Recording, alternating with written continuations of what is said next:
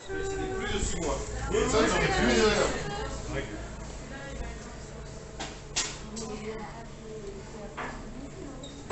one of the most beautiful cheese shops in the city.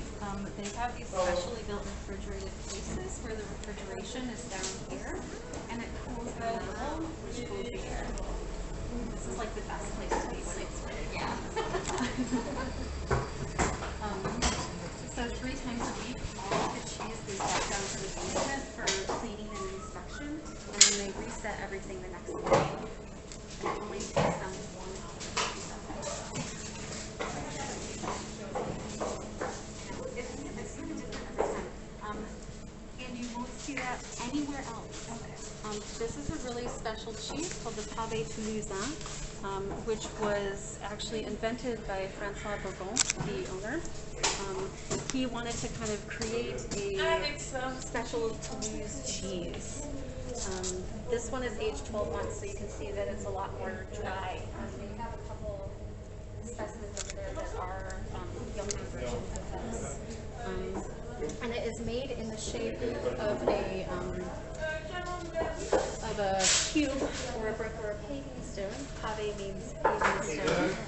To both symbolize like the bricks in Toulouse, but also it's a very futuristic shape. Because Toulouse is a really forward-looking city. We have lots of universities here. We have Airbus. There's a lot of research.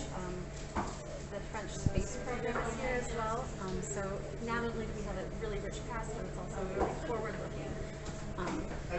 And you don't see cheeses normally in the shape of a cube. And the reason for this, and it's a very, very logical reason, is that most of the time when you're making cheese and you have like a kind of flat cheese either in a round like that or even a square like that, you're flipping it from side to side as you age it to get an even aging. But when you have a cube like that, you have to flip it evenly to all 6 sides. So it actually makes it a lot more complicated. So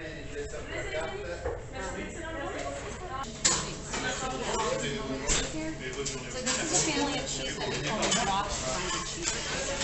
Who's that in? And they're called that because during the aging process, the rinds are washed with either water or salt water, or even like an alcohol or liqueur. And that's what gives it that typical color and even the flavor, because it promotes a specific type of bacteria called that color and gives it that like pungent smell. Because these are the cheeses that we might consider to be some of the like quote unquote sneaky cheeses.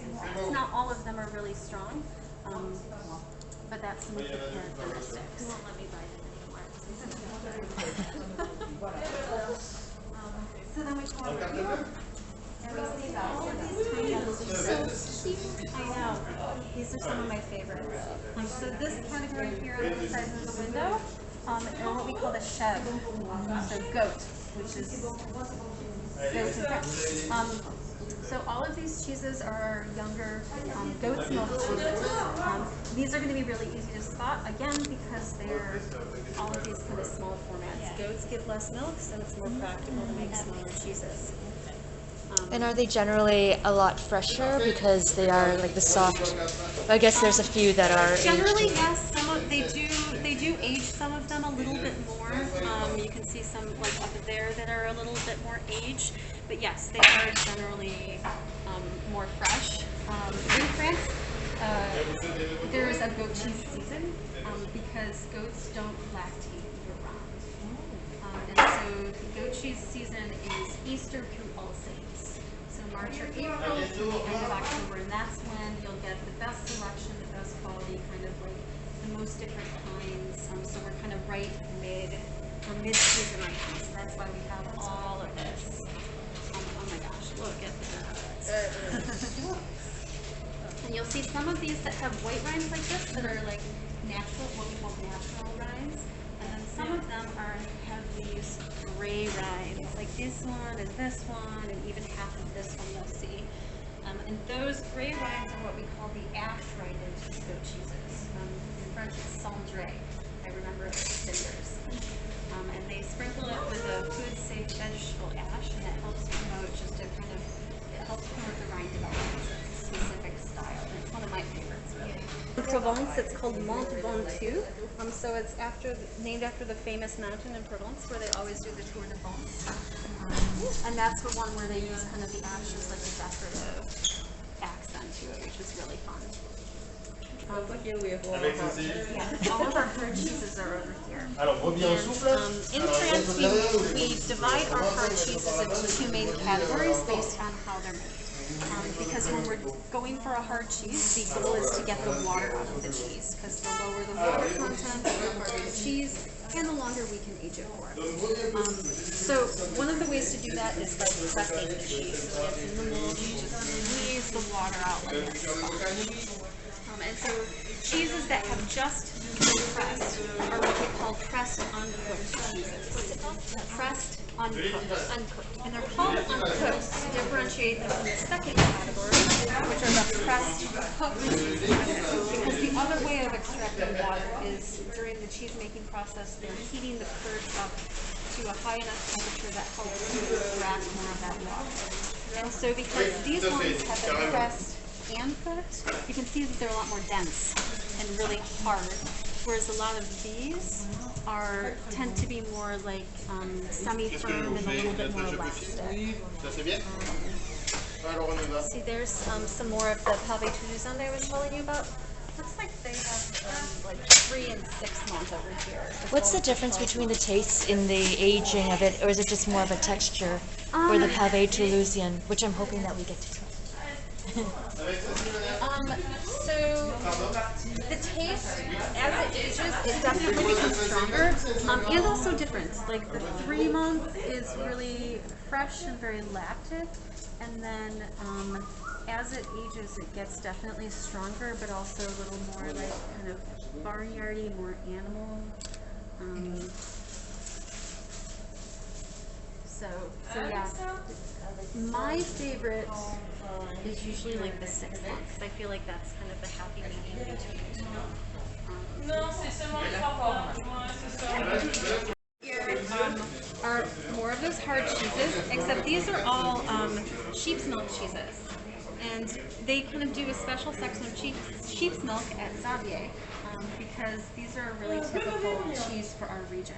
A lot of hard sheep's milk cheeses are made south of us in the Pyrenees and also southwest in the Basque region. So we get a lot of different varieties of those here, and so they like to kind of highlight that by doing a special section of those. See all of these cheeses with these thick white rinds? This family is called the Croûte Fleurie, the bloomy rinded cheeses. The most famous of these is Brie and Camembert, obviously, but there's also a huge selection of other ones as well. So this is one of the big examples I give to Americans when they're coming to France, because everybody knows what Brie and Camembert is. And so they're like, they go to a cheese shop and they're just like, give me Brie and Camembert. You can do that, but This guy is delicious for sure. you know the Brie Severin? Yeah. I had some of this one yesterday, and it's really similar to the Brie Severin, and it was so good. But if you just ask for Brie and Camembert, then you miss out on the huge diversity of other ones as well. And these are ones particularly that really benefit from getting a recommendation about like what's good right now. Because these ones, like, in my opinion, like if they're, there's the big difference between like a so-so one and a really good one is like the aging in a shop like this. And so I always, when I'm getting these kind of cheeses, ask like what's really good right now, because like they might have some brie that's like pretty good right now, or they might have like something else that's like really good. So I always go for recommendations when I'm getting this kind of cheese, because it really, it can really vary.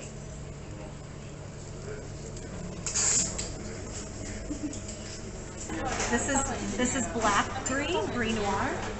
So normal brie like this is aged about 3 or 4 weeks, and this kind of brie is aged for 2 years.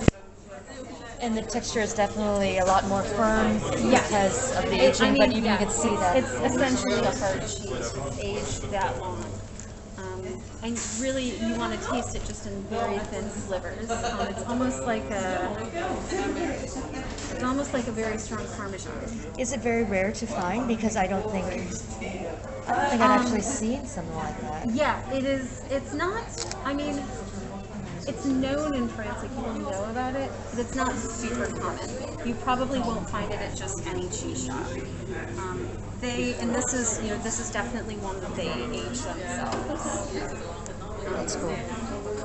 So the taste is like pretty strong and rich. I would compare it to like a really aged Parmesan. Because it's got that like nuttiness. There's a little bit of a bitterness, kind of like coffee almost. Would you eat it as is, or would you finish and use it like Parmesan? You could like zest a little bit like on a dish. You might just have a very thin slice of it with like a cup of coffee also. Oh, that's interesting. That's what I've been told by like some of the cheese sellers that they recommend. That's interesting. Yeah. Really just couldn't go anywhere. Yeah. So here are blue cheeses. In French, they're just called bleu, but the other name for them is pâte persillée. Pâte is the paste, is the interior of the cheese. Persillée means parsley. So it looks, with the mold, it looks like it's like the cheese is sprinkled with parsley. Do you not like blue cheese? You know what? I spent 30 years of my life thinking that I hated blue cheese. I like blue cheese dressing for like buffalo wings. I like that. As long as I don't get the naughty part. The naughty part. Some really good ones that range in strength, definitely.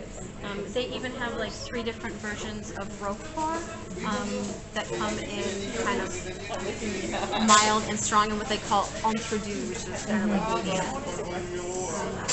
And then over here we have our refrigerated case that has a bunch of fresh cheeses, butter, yogurt, milk, things like that. Yeah. So some of their butter is pasteurized and some of it is raw milk, depending on which one you're getting. French fries. Decision before us. Like I said, we're going to get 4 cheeses. I have the first 3 categories covered. So we're going to get a goat cheese, a hard cow's milk cheese, a hard cheese milk cheese. And the 4th category, you guys get to decide what you get. So you can choose between a blue cheese, one of the bluey rinded cheeses, or one of the wash rinded cheeses. Since that is, those are the 3 categories that people tend to most have opinions about, because they're some of the stronger ones. So you guys kind of get to pick.